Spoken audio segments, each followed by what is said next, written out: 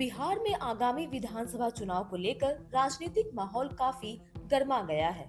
BJP की तरफ से कहा गया है कि आगामी बिहार विधानसभा चुनाव में मुख्यमंत्री नीतीश कुमार ही एनडीए गठबंधन का चेहरा होंगे। हालांकि बीजेपी के किसी बड़े नेता की तरफ से ये साफ नहीं किया गया है कि चुनाव के नतीजे आने के बाद भी नीतीश कुमार ही मुख्यमंत्री बनेंगे या नहीं।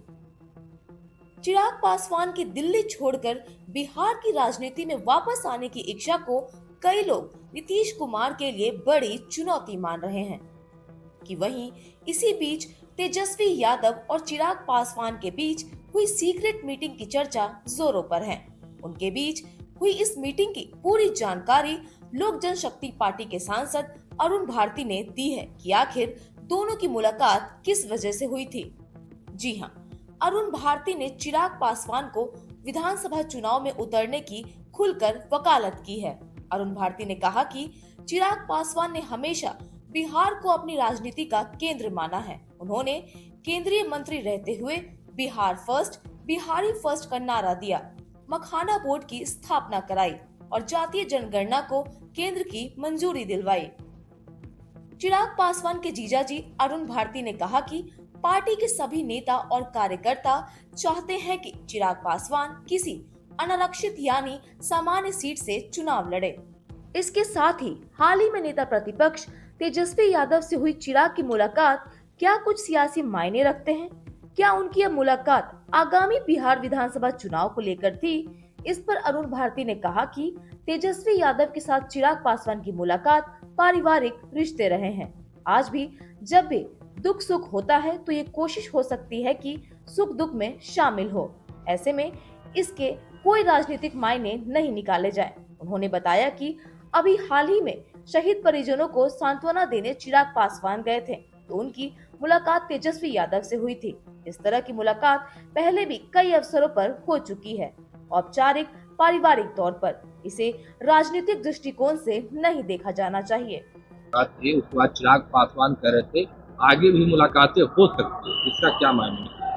देखिए, पुराने रिश्ते रहे हैं, पारिवारिक रिश्ते रहे हैं और आज भी कभी कोई भी सुख दुख होता है तो उसमें जरूर हम लोग प्रयास करते हैं उनके साथ सुख दुख बांटने का।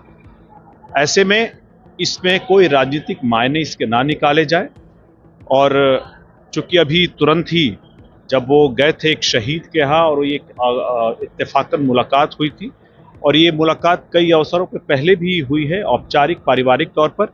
इसका कोई राजनीतिक मायने नहीं निकाला जाए।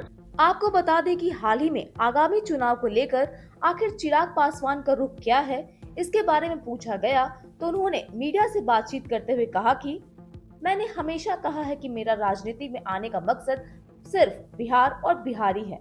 बिहार फर्स्ट, बिहारी फर्स्ट मेरा स्पष्ट विजन है। मैं चाहता हूं कि बिहार देश के विकसित राज्यों की श्रेणी में खड़ा हो। 3 बार का सांसद बनने के बाद यह अनुभव हुआ है कि दिल्ली में रहकर शायद यह सपना पूरा नहीं हो पाएगा। इसलिए मैंने पार्टी से इच्छा जताई है कि अगर विधानसभा चुनाव में मेरी भागीदारी से पार्टी और गठबंधन को मजबूती मिलती है, स्ट्राइक रेट बेहतर होता है तो मैं जरूर चुनाव लड़ूंगा। मेरा मकसद सिर्फ सत्ता नहीं, बिहार का भविष्य है।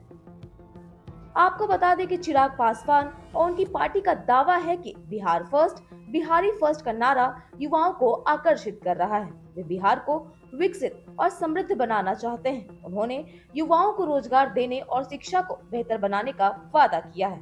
हालांकि चिराग पासवान के सामने कई चुनौतियां हैं। उन्हें बीजेपी और जेडीयू के साथ मिलकर काम करना होगा। उन्हें अपनी पार्टी को मजबूत करना होगा और ज्यादा से ज्यादा सीटें जीतनी होंगी। उन्हें बिहार की जनता का विश्वास जीतना होगा और उन्हें दिखाना होगा कि वे बिहार को बेहतर बना सकते हैं। फिलहाल तो ऐसे ही राजनीति से जुड़ी छोटी बड़ी खबरों से रूबरू होने के लिए आप देखते रहिए सुदर्शन न्यूज बिहार।